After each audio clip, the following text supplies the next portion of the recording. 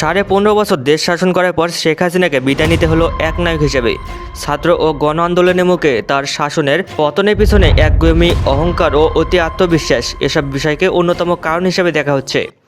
একক কর্তৃত্বের শাসনে শেখ হাসিনা সরকার সম্পূর্ণভাবে জনবিচ্ছিন্ন হয়ে পড়েছিলেন। পশ্চিমা বিশ্বকে শত্রু বানিয়ে শেষ পর্যায়ে ভূ রাজনীতিতেও প্রায় একা হয়ে পড়েছিলেন তিনি। অবশেষে গণ আন্দোলনের মুখে শেখ হাসিনাকে দেশ ছাড়তে হয়। গত 5ই আগস্ট তার পদত্যাগ ও দেশ ছাড়ার ঘটনা ঘটে।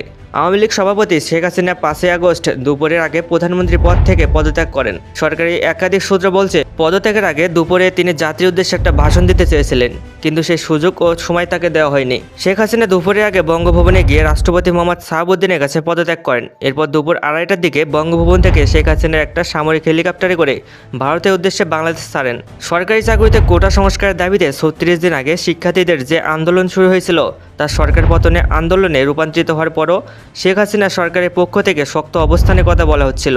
এমনকি গত 4 আগস্ট আওয়ামী লীগ, ছাত্রলীগ, যুবলীগ সহ সহযোগী সংগঠনগুলোকে মাঠে নামিয়ে শক্তি প্রদর্শন করে আন্দোলন প্রতিরোধ করার চেষ্টা করা হয়েছিল, কিন্তু তাতে সারা দেশে সংঘাতে প্রায় 100 জনের প্রাণহানির ঘটনা ঘটে। 4 আগস্ট সন্ধ্যার পর গভীর রাত পর্যন্ত গণভবনে বসে শেখ হাসিনার সঙ্গে তার ঘনিষ্ঠ কয়েকজন মন্ত্রী ও কয়েকজন কর্মকর্তার সঙ্গে একাধিক বৈঠক করেন। শেখ হাসিনার ঘনিষ্ঠ একাধিক নেতা জানিয়েছেন 4 আগস্ট সরকারের উপর চাপ বাড়তে পারে। এরপরও পরিস্থিতি তাদের নিয়ন্ত্রণে থাকবে বলে ধারণা করা হয়েছিল, কিন্তু চাপ আরও বাড়তে থাকে। এরপর 5 আগস্ট সকালে তারা তা বুঝতে পারেন তাদের ক্ষমতার সময় শেষ হয়ে এসেছে। এরপর শেখ হাসিনাকে ক্ষমতা ছাড়ার সিদ্ধান্ত নিতে হয়।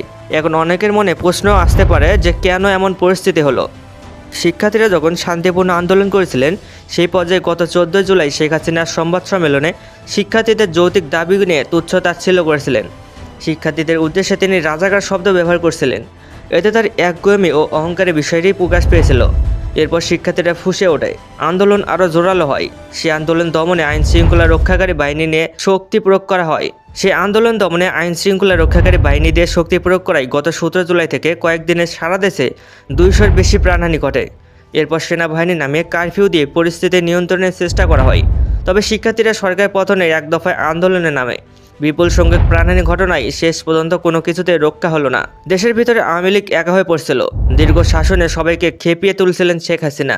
তার সরকারের বিভিন্ন পর্যায়ে দুর্নীতি, অর্থ পাচার ও অর্থনীতির মন্দা পরিস্থিতিতে মানুষের মধ্যে ক্ষোভ তৈরি হয়েছিল।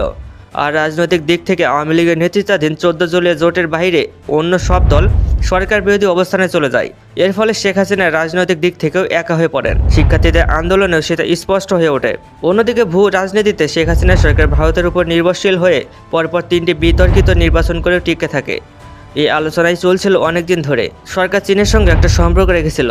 গত জুলাই মাসের 7 তারিখ থেকে 2 দিন চীন সফর করেছিলেন শেখ হাসিনা। সর্বশেষ সেই সফরে ভালো ফলাফল আসেনি, কিন্তু যুক্তরাষ্ট্রের সঙ্গে সম্পর্কের টানাপোড়েন চলছিল অনেকদিন ধরে। বিভিন্ন সময় শেখ হাসিনা সহ তার নেতারা যুক্তরাষ্ট্রে কড়া সমালোচনা করেছেন। সর্বশেষ গত 7 জানুয়ারি অনুষ্ঠিত দ্বাদশ জাতীয় সংসদ নির্বাচন ঘিরেও যুক্তরাষ্ট্রের সঙ্গে সম্পর্কের টানাপোড়েন বেড়ে যায়।